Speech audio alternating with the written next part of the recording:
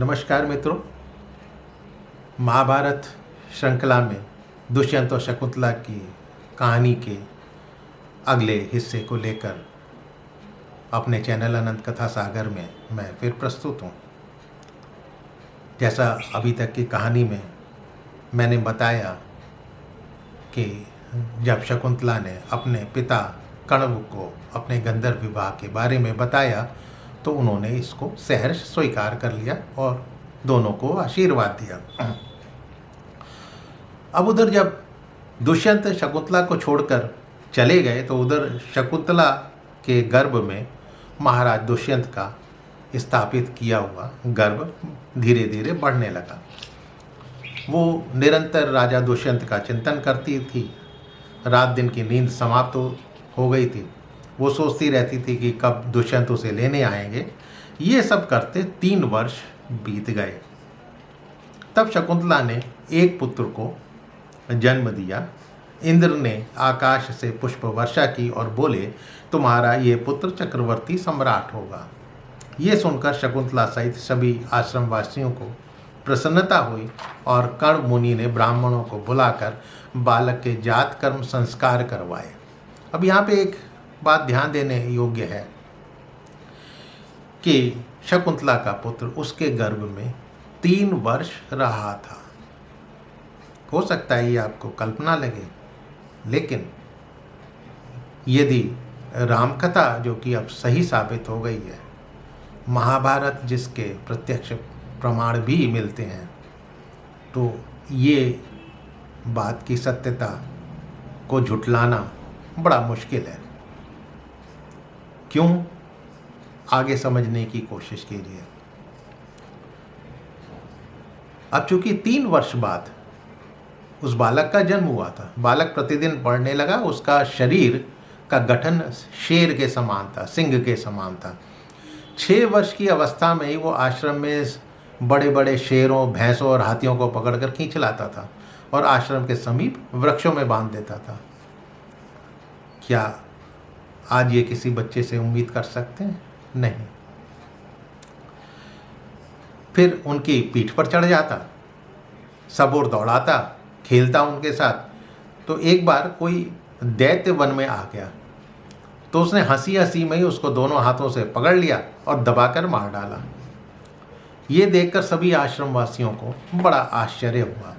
मुनियों ने उसका नाम सर्वदमन रखा, सब जीवों का दमन करने वाला।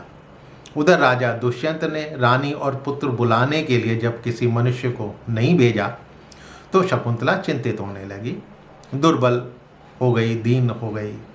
तब कण्व मुनि ने सर्वदमन के लिए विद्या का चिंतन किया, भाई इसकी विद्या का भी कुछ इंतजाम करा जाए।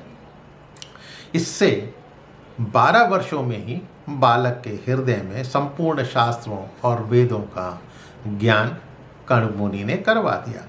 तब मुनि ने शकुंतला से कहा कि अब इसके युवराज पद पर अभिषिक्त होने का समय आ गया है। मेरी बात ध्यान से सुनो। सती स्त्रियों के लिए सर्वप्रथम कर्तव्य ये है कि वे मन, वाणी, शरीर और चेष्टाओं से पति की सेवा करें। तुम अपने इस व्रत का पालन करो। तुम्हें दुष्यंत के पास जाना चाहिए। वो स्वयं नहीं आ रहे हैं, ये सोचकर तुमने बहुत सा समय बिता दिया है। स्वयं जाकर राजा दुष्यंत की आराधना करो। और शकुंतला को उन्होंने अपने चरणों की शपथ दी और कहा कि इस आज्ञा के विपरीत तुम नहीं जाना। फिर सर्वदमन, जो बाद में भरत कहलाया, उसको बाहों में भरकर कहा कि चंद्रवंश में दुष्यंत नाम से एक प्रसिद्ध राजा हैं और पतिव्रत का पालन करने वाली ये तुम्हारी माता उन्हीं की महारानी है। वो दुष्यंत ही तुम्हारे पिता हैं। वहाँ जाकर तुम युवराज पद प्राप्त करोगे। तुम सदा बाप दादा के राज्य का प्रेम पूर्वक पालन करना।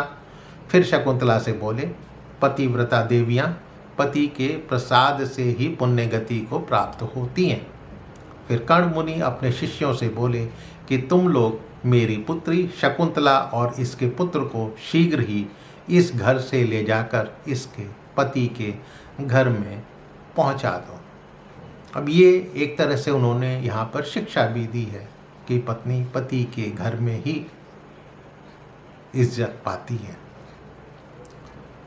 नारीणाम चिरवासो ही बांधवेशु न रोचते, कीर्ति चरित्र धर्म धस्त स्मानयत माचिरम। स्त्रियों का अपने भाई बंधुओं के यहाँ अधिक दिनों तक रहना अच्छा नहीं होता। ये उनकी कीर्ति, शील तथा पतिव्रत धर्म का नाश करने वाला ही होता है। अतः इसे अविलंब अपने पति के घर में पहुँचा दो। मुनि कण्व से जाने की आज्ञा मिलकर शकुंतला प्रसन्न हुई। सर्वदमन ने भी अपनी माता से कहा, माँ तुम क्यों विलंब करती हो, चलो राजमहल चलते हैं। ऐसा कहकर सर्वदमन ने मुनि कण्व के चरणों में प्रणाम किया। शकुंतला ने भी हाथ जोड़कर पिता को प्रणाम किया और कहा कि आप मेरे पिता हैं। यदि अज्ञानतावश कोई कठोर या असत्य बात कही हो तो आप मुझे क्षमा करना। शकुंतला के ऐसा कहने पर मुनि कण्व कुछ बोल नहीं सके। मानव स्वभाव के कारण करुणा का उदय हो गया और मुनियों को बुलाकर कर्ण ने कहा, ये मेरी यशस्विनी पुत्री वन में उत्पन्न हुई और यहीं आप सबके बीच में लाड़ प्यार पाकर बड़ी हुई है। मैंने सदा इसे लाड़ प्यार दिया है, ये कुछ नहीं जानती। तुम सब लोग इसे ऐसे मार्ग से ले जाओ जिसमें अधिक श्रम ना हो। ये सब होने के बाद शकुंतला सबके साथ राजमहल को चल दी। अब यहाँ पर ध्यान देने वाली बात यह है कि कालिदास ने भी अभिज्ञान शाकुंतलम लिखा है। दुष्यंत शकुंतला की कहानी एक दूसरे संदर्भ में भी कही गई है, जो वास्तव में इस कहानी का नाटकीयकरण है कि जिसमें कोई ऋषि आए थे, उन्होंने शकुंतला ने उनकी तरफ ध्यान नहीं दिया तो उन्होंने श्राप दे दिया कि तू जिसकी याद में खोई हुई है वो तुझे भूल जाएगा। तो अंगूठी खो गई दी हुई, जो भी कुछ कहानी थी, लेकिन वो एक कहानी का नाटकीयकरण है।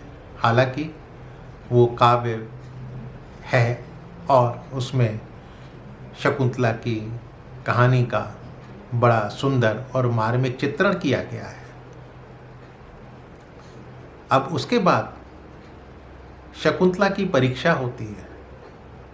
कैसे, ये अगले वीडियो में। तब तक के लिए मुझे आज्ञा दीजिए, फिर मिलता हूँ इसी श्रृंखला में अगली कहानी को लेकर। नमस्कार। मेरे चैनल को सब्सक्राइब करना मत भूलिएगा।